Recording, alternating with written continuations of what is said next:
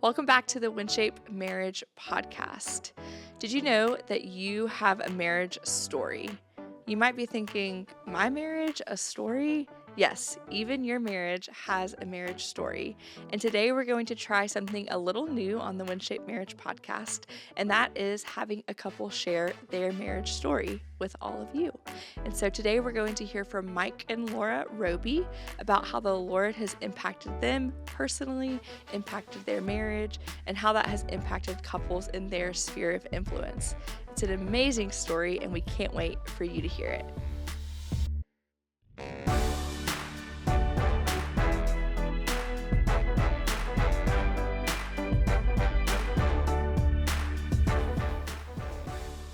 Mike, Lora, welcome to the WinShape Marriage Podcast. We are so excited to have you.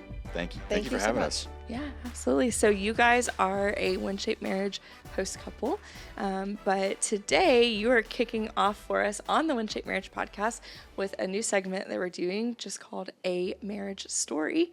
We're going to start with the Robys and your marriage story. And so I'm so excited to dive in and just hear a little bit about your marriage and kind of the journey that you guys have taken. So I guess we should kind of rewind the tapes back to the beginning and kick us off with how your love story began. How'd you guys meet?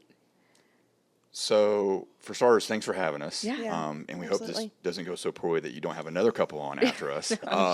But no, thanks for having us. So Lora and I met in high school. We did not go to the same high school. We were actually kind of rival high schools.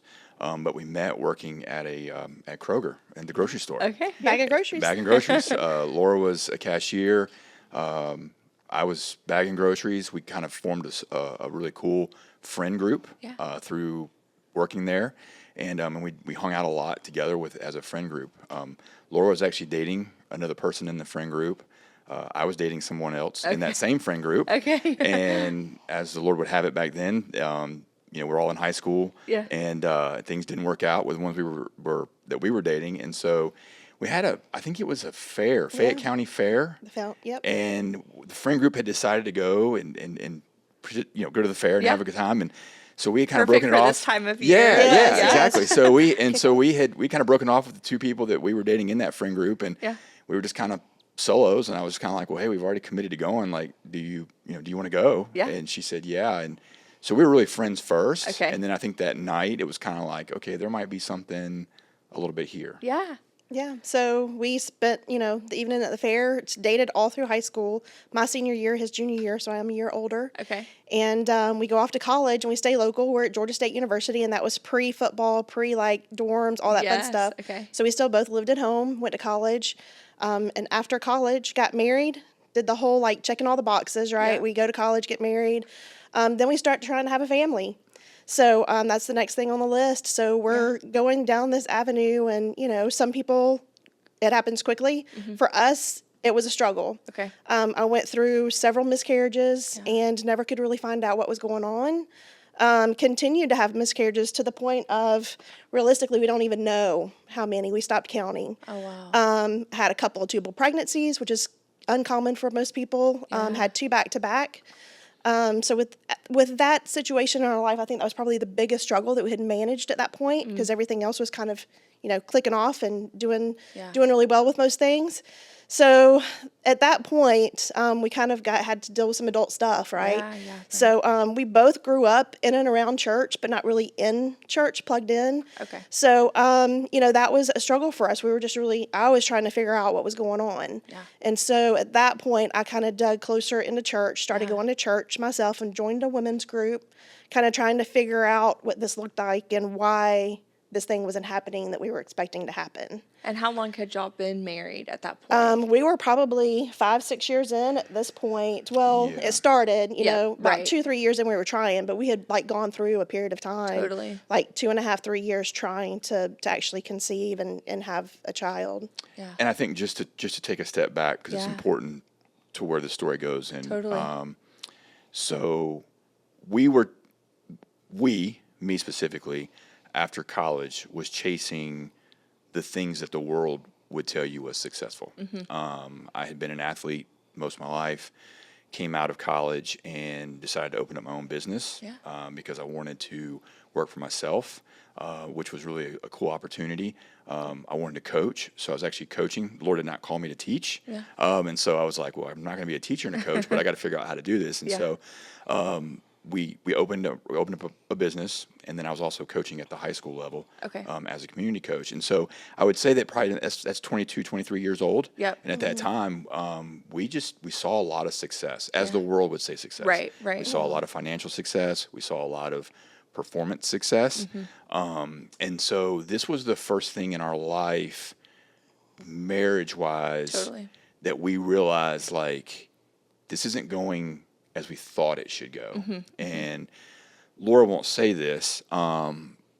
She struggled way more than I did because I was just kind of more performance driven of like, we'll eventually figure this out. Not having those emotions, those things that take place that a woman has, it just kept beating her down. And she says that we don't know. We tell when we share our story, we stopped counting miscarriages at 10 because we just couldn't keep up anymore. And so we had done the whole thing of like, let's call doctors around the country. Let's figure it out. Getting pregnant was not the problem. Staying pregnant was.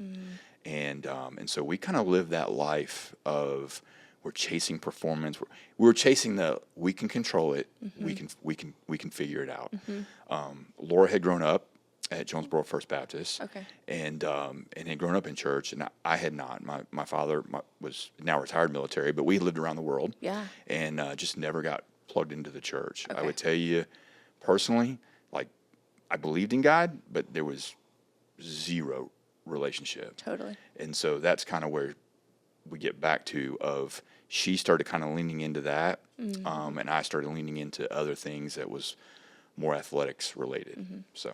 It sounds like or what I'm hearing is that it sounds like, I don't want to say perfect, but it sounds like the quote unquote like normal story to begin with, right? It's like you meet in high school, your high school sweethearts, you meet you go to the fair for your first date, you go to college, you do all these things, graduate, you get married, and it's like, okay, like this is great. And then you just rubber meets the road and you kind of hit this roadblock and you're like, oh, it's not just going to be completely linear. Like everything has maybe felt linear up to this point, and it kind of feels like that was the big like stopping moment for you guys where you were like, oh, okay, wow. And then for you, that kind of turned you to the Lord. Absolutely. Which is really sweet. Yeah. So at that point, like I said, we had been, around peripheral, just we knew of the Lord and just didn't really have the relationship aspect figured out. Obviously still young. And I'm looking for answers, right? We're success people, right? We're checking things off our box and we're, trying to do what we, is next in line. So I start seeking, people at the church, and like, I really find a great women's group. They're starting to mentor me, older women. Start really kind of pouring into like developing a true relationship with the Lord.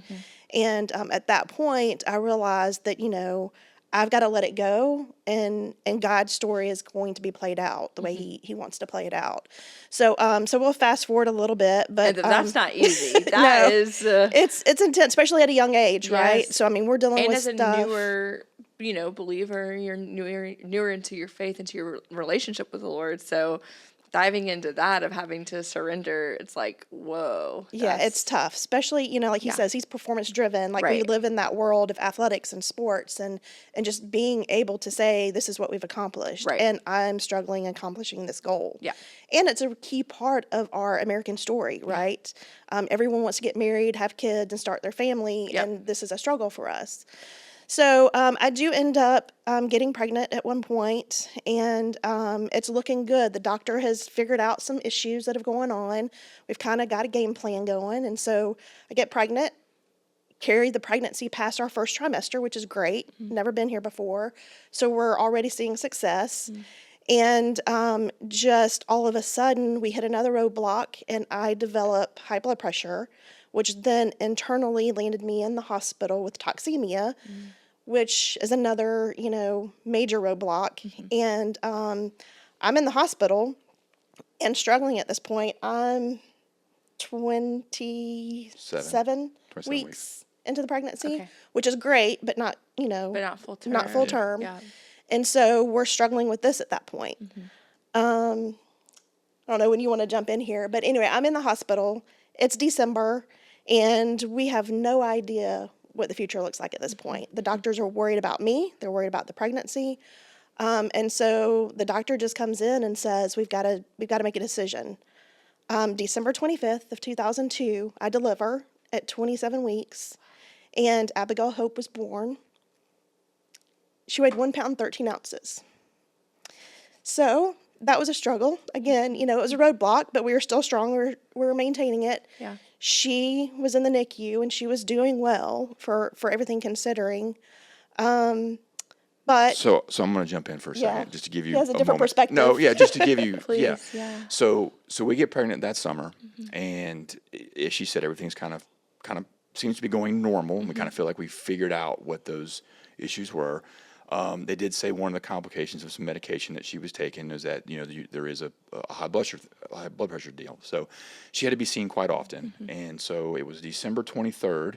She calls me. And she says, "Hey, I just left my appointment, and they said that I need to go to the hospital." And she said, "Would you mind? Would you meet me up here?" And I was like, "Absolutely." So I left the office and I went up there and met her. I don't think either one of us realized the severity of what was going on. And so I'm thinking, if I'm just being transparent and honest, a little inconvenient here, right? Like we're having to stop what we're doing to go figure out what's going on in the hospital. I'm thinking a day or two, we'll be out. We'll enjoy Christmas and we'll be on. And I don't think it was until we got there into the hospital that the doctors kind of sat us down and was like, "Hey, she's got some major organ failure possibility kind of things going," that we realized, like, okay, this is Lora did. Yes. I'm sorry. Yeah. So Okay. Lora did. And so I remember December 25th around 4:00. Our family's up there. It's Christmas Day. We're kind of doing Christmas in the hospital. Yeah. And I remember the doctor pulling me outside, and he said, "Mr. Roby," he said, "you have a decision that you need to make today." Now, remind you, I think we're 26, 27 years old. Yeah. Probably the toughest decisions we had made up to this point was like what we were going to do on the weekends and hang out. What games was I coaching, not coaching, whatever.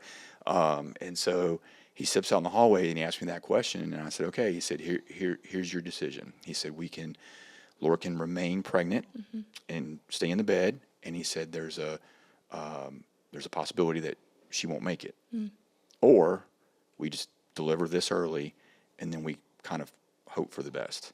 And so I remember looking at him in the face, and I said, I remember to this day, it was December 25th of 2002, and I looked him in the face and I said, I just don't want to be a single parent.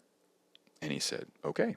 And so Abigail Hope Roby was born December 25th, early evening on that. So for 16 days, obviously she was in the NICU. Yeah. We never got a chance to touch her, hold her, feed her, all your normal things. Right.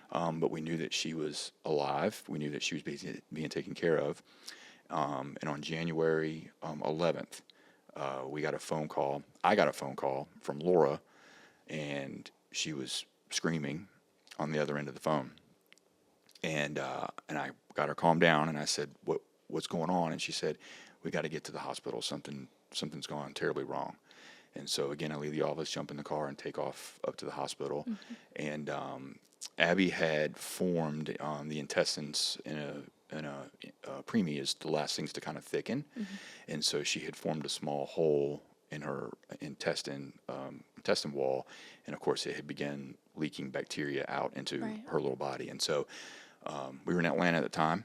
Scottish Rite picked her up, put her in the box ambulance truck, and took off to Northside Atlanta. We made the commute behind them, walked through the front doors of the hospital, or the surgical room of the hospital, and the surgeon met us there. And I think we knew. But she walked up to us and she said, I'm sorry. She's like, but there's nothing else that we can do. And so we lost Abby January 11th that evening. And so where our marriage story kicks off, you may go ahead and share, and kind of where my journey changes is I spent 3 days of we didn't talk. We didn't communicate. I was out of the house more than I was in the house, just trying to understand what was going on. Yeah. The church, Jonesboro First Baptist, which is where, Lora had been going, came to the house, and they were fantastic. And you hadn't been going? I had not. Okay. I had not.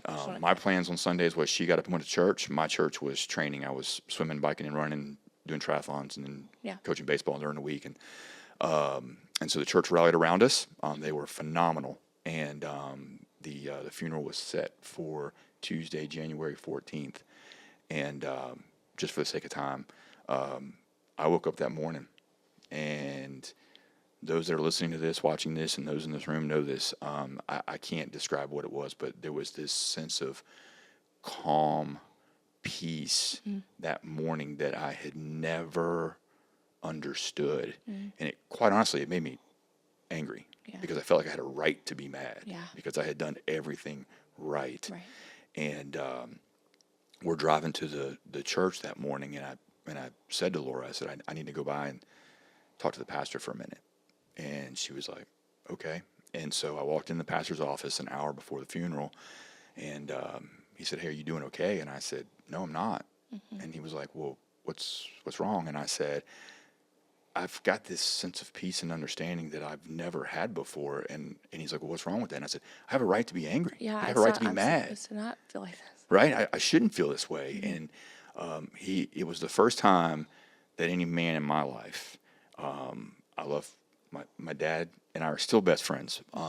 All my coaches, it was the first time that any person, specifically any man in my life, had looked me in the eyes and just said this phrase to me. And he said, Mike, you got to understand, this is not about you. And I looked at him and I was like, but everything is about me. Because again, it's what the world tells us. And he laid the gospel out for me that morning, which I'd heard a million times, being from the South and whatnot. And that morning, an hour before Abby's funeral, I surrendered my life to the Lord. And then an hour later, we put her to rest. And so our marriage, I'll let Lora kick off here when she gets her together. But let me collect myself. Collect myself as well. Our marriage took another turn over the next 6 months. And I'll let her kind of share that. Yeah, side of so obviously. I want to say thank you, for, I know, we asked you guys to come on and share your marriage story, right? And I haven't heard your marriage story. And so I just want to pause for a moment and just say thank you for your vulnerability in sharing that. Wow, how just beauty from ashes. I mean, truly, with your daughter and the hope that you will see her again. But had you not surrendered your life to Christ in that moment, I mean, we wouldn't be here today. Wow. That is, as you'll hear. It is definitely the grace of the Lord. And in that moment, we're still young. We're still trying to figure a lot of things out. And as men and women do in most marriages, you guys know, we handle things completely differently, right? Yes. So we didn't handle a lot of anything then well, I will tell you. It was awful. He withdrew. He was withdrawn. I wanted to talk. He didn't. We had all these feelings and emotions that we didn't really know what to do with. Yeah. And we were, extremely young. And back then, mental health was not something we talked about. Yeah. And so I went into a spiral, and it was not healthy. And he went into his own dark space, and it was not healthy. But I think because we were fighters, and that's just our natural instinct, we figured out how to make it work. It didn't work well, but we made it work. And we hit those roadblocks, and we just kind of kept mulling through. But at the base of it, I will say, the faith element was our foundation. And at that point, Mike started building relationships with godly men in his life, and they started to pour into him and to help him understand where we were and how we needed to adapt and overcome self and what we were being selfish in a lot of ways. And I continued to lean into the women at the church who really basically at this point took it to the next level. I mean, I learned so much during that point of my life of how to be a godly woman in the midst of crisis. Yes. We can be the great Christian when we're doing well. Everything's roses and everything's fine and it's easy to walk, in that. But when you're in darkness or in despair or in a crisis, it's hard. And at that point, we were learning how to navigate that, not by choice, but where we were navigating that. And we just continued to see a lot of really good things happen in the midst of tragedy. The first good thing was, Mike started growing and spending more time with me at church on Sunday. We actually learned that we could depend on each other in that crisis. And ultimately, we knew that the Lord was our ultimate peace in the midst of this crazy turmoil of our life. But just to tell you how unhealthy it was. Yeah. Okay. Lora took 3 months off from work. Her work was great, and said, hey, you just take the time. Abby's funeral was on a Tuesday. Wednesday night, I was on the sidelines coaching again. I'll never forget walking into the gym, and the parents were like, why are you even here? A lot of them had been to the funeral, and I was like, well, why would I not be here? And so we began to learn from a marriage standpoint, and we didn't learn the terminology until later through some stuff at WinShape, that there's that whole fight or flight. Lora wanted to fight, and I was ready to flight. Like, I just wanted to go do my thing. I figured if I get back into my normalcy. And I would tell you that 6-month cycle is where we grew in our marriage of, like, we finally looked at each other in May. And I was like, if we can make it through this, then we'll make it through anything. And we learned that for us, our kind of safe space is whenever we need to make a hard decision, and we've done this now, that's 22 years ago, and so we do, you'll hear a little bit more here in a minute, but we just, when we get to a place of where, like, we got to make some hard decisions or whatnot, we turn the cell phones off, we go away from somewhere. It could be to Savannah for 2 days. It's let's get away, just the two of us, and then let's talk through this, let's pray through this, and let's find a way. So I would say that coming out of that tragedy, outside of all the stuff we've mentioned, like from a marriage standpoint, like that was our defining moment of, like, we're in this together, and the world is going to keep us busy. If we've got to make hard decisions, let's stop time for a moment, and let's the two of us connect and make sure that we do this together. So yeah, we'll fast forward just a little bit, but so we're still on this journey because we still are childless, right? Right. So we're fighters, and so we're plugging through, and I get to a new place where I'm pregnant again. We've made it through that first trimester, which is another blessing. Pregnancy is going well up until this point, and I'm pretty much like 4 weeks further along at 32 weeks, and I hit that roadblock. So, again, my doctor's great. So we go in, we'll make the longer story short, but I deliver at 32 weeks with our son, Lucas. He's born still premature and still called a micro preemie. Okay. He was only 2 pounds, 5 ounces. Okay. But we say we did better, right? He was 4 weeks more mature. He had some of the medications he needed pre-birth that really helped him along. He's thriving in the NICU. So again, if anyone's ever had a NICU baby, it's a roller coaster ride. So some good days, some bad days, but he ends up a week, 7 days in, he develops the same issue that our daughter did. He developed neck. The entire fortunate blessing in this is our hospital team and doctors knew of our history. They were watching him. They were watching him, and they knew our story. Well, God's winking down on us as we're south side of Atlanta. They make the call to Children's Hospital. He gets life flighted to Children's to have surgery. He's in surgery within probably an hour. That did not happen 3 years prior. So there was a lot of cool things that happened there. But the coolest thing is us going back and sharing our story is the way we reacted. In a different headspace, right? The first time I got the word from the doctor's office, I went to my knees in prayer. Then I called Mike and I said, okay, we've got to pray around this and see where the Lord's got us, So we get to the hospital, obviously, we've got the troops rallied. We're at the hospital. He has surgery. Everything is perfect. Like, he has surgery. He's doing well. He comes home. At this point, he'll be 20 this month. He'll be 20 years old. In 2 weeks. Healthy, playing athletics in college. So we've been blessed in that space. But going back to that moment, we handled it so differently. We were in a healthier relationship because we had been through the tragedy. We handled it differently, and regardless of the outcome, I felt like we were prepared as a couple to manage that from a safer space. So he's born, we're in a different headspace. So I take time off from work to be with him, because we know that this is, a blessing. So, I'm at home with him. Mike's still working, figuring out this, Christian thing, work thing. We're trying to juggle a whole lot of different things going here. We're still relatively young. And, I'll start with my story, but I end up going back to work part-time at our church, an administrative role.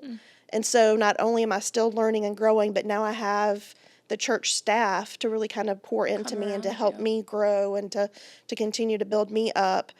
He's looking for avenues to grow, and I'll let you insert there because that's a big turn for us. Yeah, so... And it does sound like the Lord...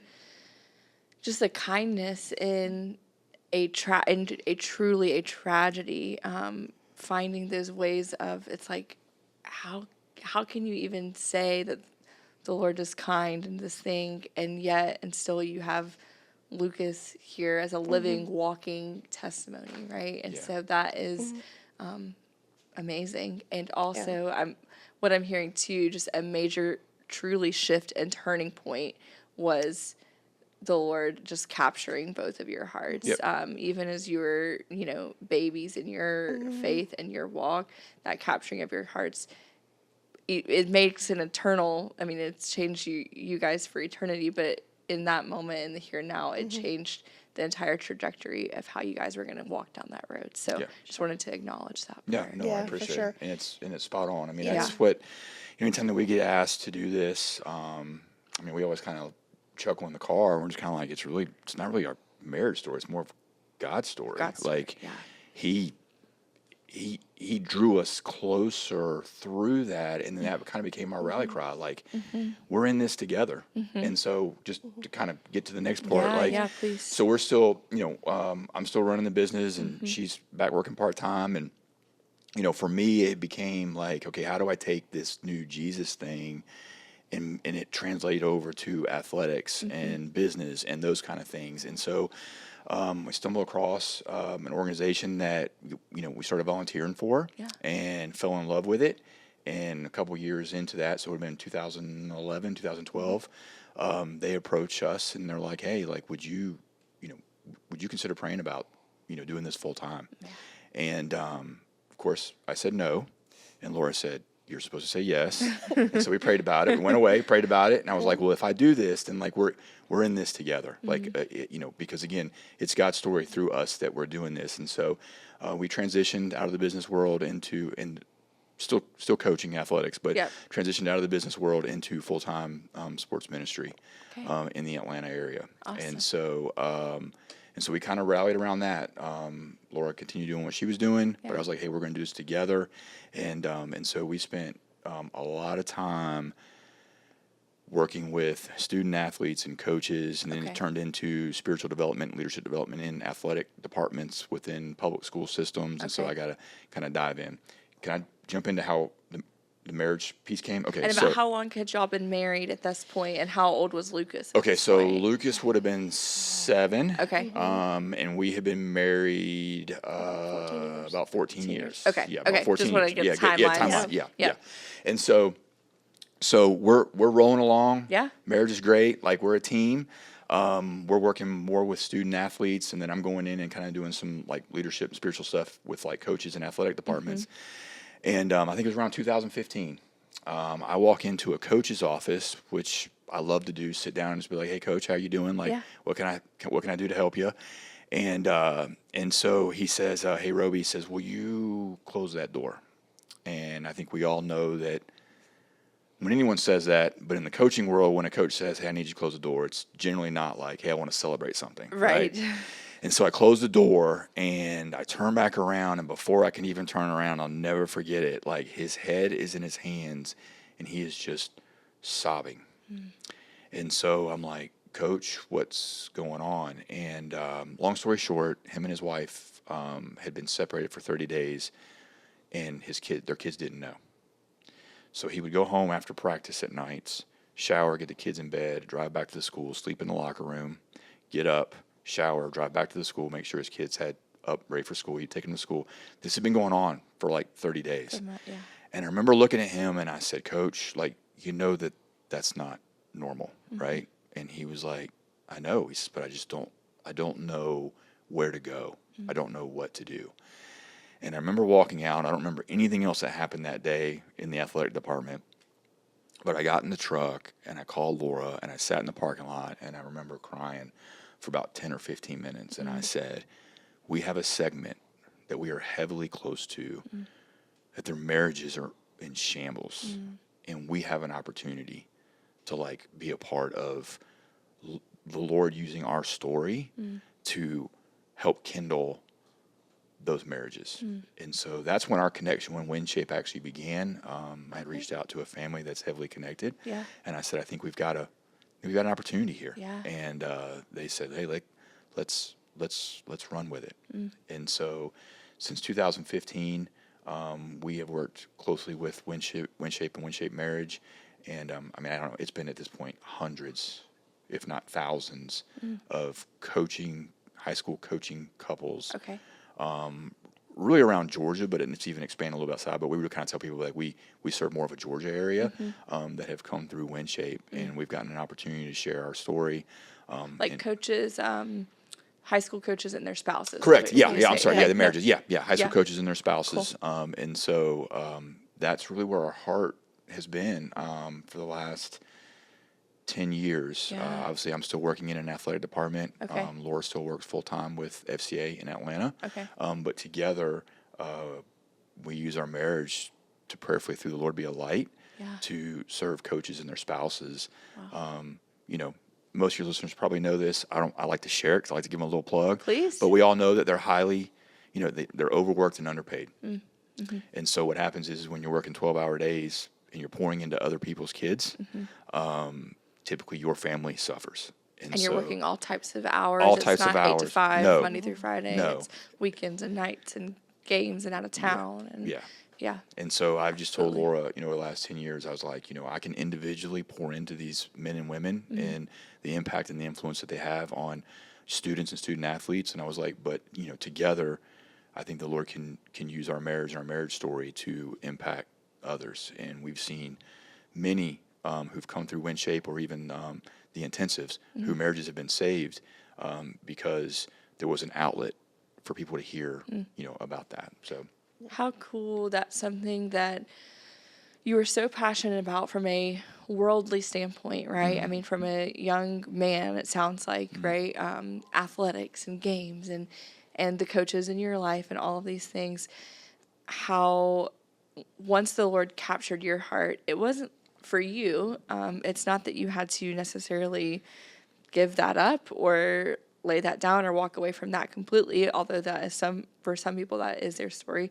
But for you, it was like, how can the Lord use this thing that I love dearly, but use it for His glory? correct. And then as a couple together, right? So not as well, this is just Mike's lane and Mike's things. I'd be curious to hear from your perspective, how did you kind of fall into that? Where was your kind of headspace in that, so that it wasn't just Mike's thing? Because the theme I'm hearing in your conversation is, once the Lord captured your hearts, you really were like, no, we're a team together. Absolutely. We are the Robys together, right? Correct, yeah. So this wasn't just Mike's thing. Right. I'm curious. Yeah, your so that's perspective. where I guess our true marriage, living it out and walking it out, comes into play. Because when we did get on the same page, we knew that we were a team. Yep. And our marriage was that team, right? So whatever he did and I did, it was a unit. Yes. If he was going to go support a local high school, I was there supporting the team. Lucas and I were out feeding the team, pregame meals. We were handing out Gatorades at the practices. We were in it together. And fortunately, in the community that we were in, a lot of those boys did not see what a healthy marriage looked like.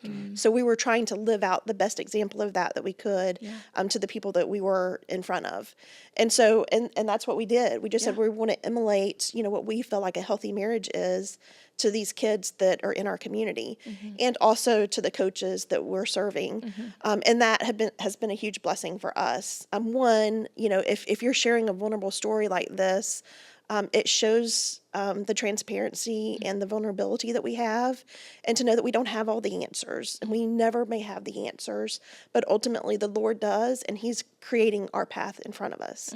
And so to share that with a coach who's struggling in his own marriage, or a spouse who doesn't feel like they've been seen, it really was for us to walk alongside of them and to be that person for them. And I think that's been my biggest blessing in it all. And again, as seasons change, we did this as we were 14, 15 years in marriage. We're on 27 now. Wow. So we've done some more transitioning, and our roles look a little bit different. We are now empty nesters because Lucas has gone away to college.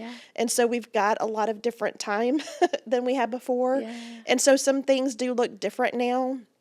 We're recreating some of our space, but we still feel like the Lord has called us into serving and ministering to coaches and coaches' spouses, and that's a really sweet spot for us. And now we have been on the other side too, so we have a little bit more experience, we'll say, to share. But I'll say this, because one of the things that WinShape Host Couples training talks about is not only your wins, but what has been some pivotal moments. And we talked about this driving up here. And I think the best piece of advice, and we share this whenever we can, that I got from a mentor actually at our church. Because we were in that phase of trying to figure out, are we looking 3 years ahead, 5 years ahead, 10 years ahead, and which can be a huge negative, right? Because the Lord will say, no, that's not what I want you to do. And He made this comment to me when we were transitioning from the business world into full-time athletics and in the sports world. And He said, Mike, here's the best piece of advice I can give you. He said, you've got to pray through and do what's best for you and your family today, and today only. He said, and then you worry about tomorrow. And so our marriage philosophy and family philosophy, and our son knows this, is that we take basically everything 1 year at a time. It's let's pray through it. Let's make a decision. Now, it doesn't mean it doesn't change in the middle of that. Totally. But I was we're not going to look 2, 3, 4, 5, 6, 7, 8, 9, 10 years down the road. Where does the Lord have us right now in our family and our marriage right now that we need to be planted in doing? I love how that grounds you and just keeps you really present, and also helps you not to try and take control and take such a firm grasp, right? Because it's so easy when you start thinking so far down the line. It's well, what can I do? What can I get a hold of? What will we accomplish? And taking it back and scaling it back leaves you much more open-handed to say, I can control the hours in front of me, the day in front of me, the week in front of me, to the best of my ability. But from there, the ultimate driver in this whole thing is God. So we just have to let Him drive it for us. Yeah. Absolutely, for sure. And I mean, like you said, we've tried to instill that into our son as well. It's listen, we can make the best 5-year plan, but if it's not within God's will, then it's of naught, right? Yeah. So if you just take it one step at a time and one decision at a time, what's best for us right now in this moment and where we feel like the Lord is calling us, then we're going to be okay, and we're going to be able to manage it as a team. So that puts us there. And it's easy to say when things are going well, right? But when we talked about this on the way up here too, that in those moments when you say, okay, so Lord, what do you have in store for us now?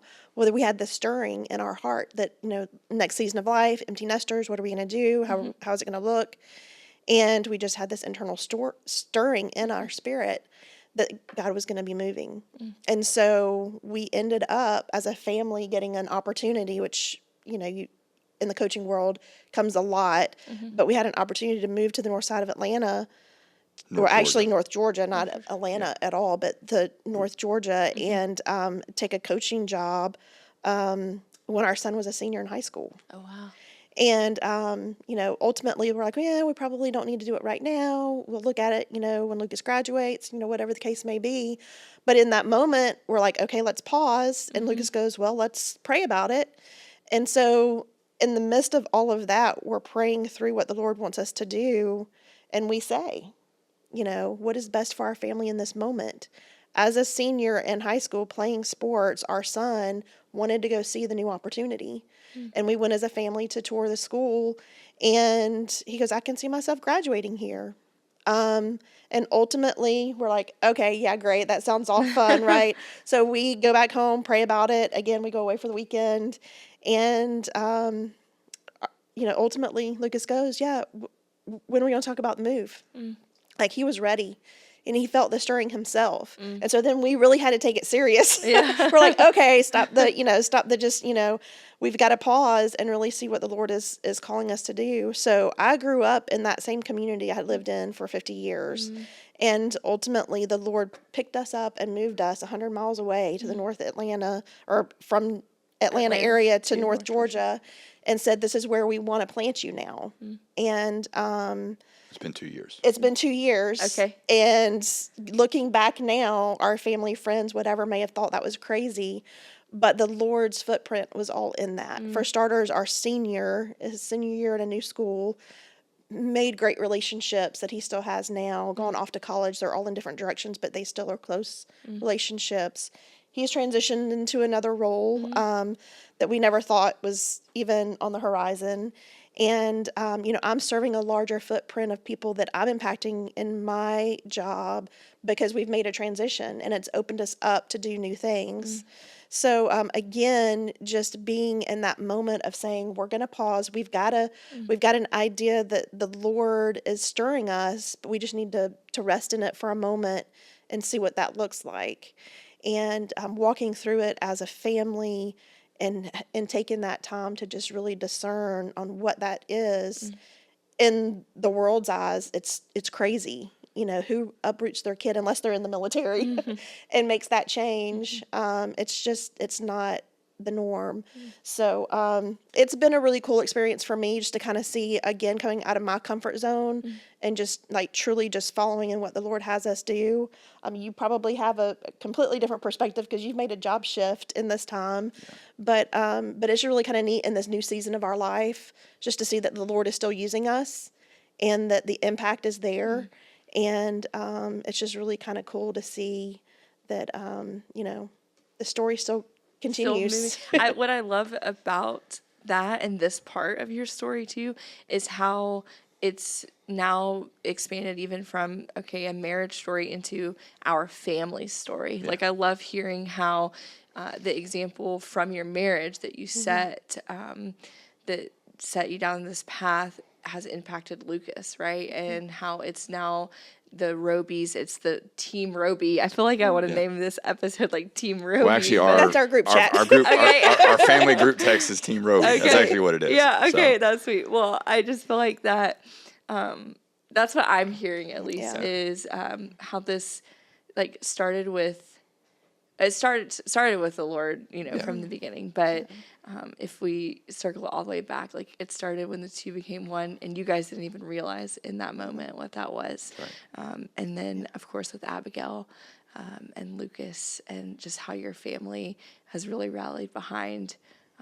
what the Lord would have for you. That is really sweet. Really, awesome. Really sweet.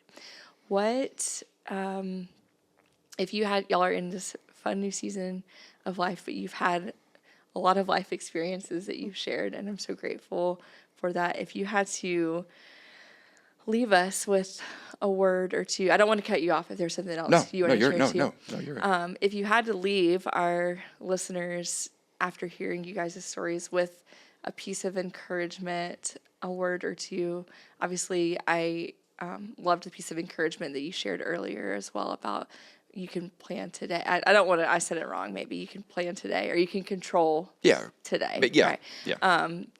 But yeah, if you had to leave them with one or two things, just as like a closing thought of encouragement, I'd like to give you the opportunity as well. Can I take this one? Yeah. I literally just shared this with a group of coaches last week. Yeah. I think early in our marriage, we struggled a little bit with, we had a large network of friends that was maybe a little bit older than us, and they were able to do things that we could not do because their kids were older, or they didn't need babysitters, or whatever the case may be. And I can remember us saying, like, and obviously with having Lucas, who was born so premature, we had some medical things we just needed to monitor. He was fine. He's fine today. But I think we felt like we couldn't go and do what other people were doing. And I actually went to a conference, a leadership conference, and the speaker made this statement, and we've held on to this for many, many years. And his statement is everything is a season of life. And basically, I'm paraphrasing because he had a way more spoken idea, but basically what he said is everything is a season of life. Just hold on, because your season and your chapter is going to change too. And now it's funny because now I'm serving and leading younger coaches and younger families, and they'll be like, man, I wish that we could take that trip y'all take. And I said, yeah, but there's days that I wish that I still had a 6-year-old at T-ball. And I said, don't lose sight of that, because you're going to wake up one day and they're going to be, you don't need a babysitter. And then you wake up one day and then you're looking at college, and you wake up one day and then they're going off to college. And so I think from a marriage standpoint, that would be my last piece of encouragement. Everything has a season, and whatever season you're in is enjoy it, because you're going to blink and you're going to be into the next season. And so I think once we kind of captured that and realized, like, again, we're in this together and we're going to go through this chapter of this season, and then we'll kind of keep flowing through that, then that became kind of a big encouragement for us. Yeah. And I love that you guys are kicking us off on this segment of the WinShape Marriage Podcast with a marriage story, and a story has chapters, right? Like if you think of any book that you were to open, there's chapter 1, chapter 2, etc. And so I love how you guys have been able to reflect and say, like, this chapter, and you don't even know the chapters to come, right? Like you're still on the journey too, and you don't know what chapter the Lord's going to write next. But being able to just appreciate and sit in the chapter that you're in is really sweet too. It's awesome. Yeah. Well, thank you so much for sharing. Thank you so much. It was a blessing for me, for sure, being in the room with you guys, and I am just confident that it will be received well on the other end for those listening, and that the Lord will use the Robys story to impact them. And so thank you for your time and for being here. Thank you so much. Yeah, we enjoyed it. We hope that conversation blesses your marriage.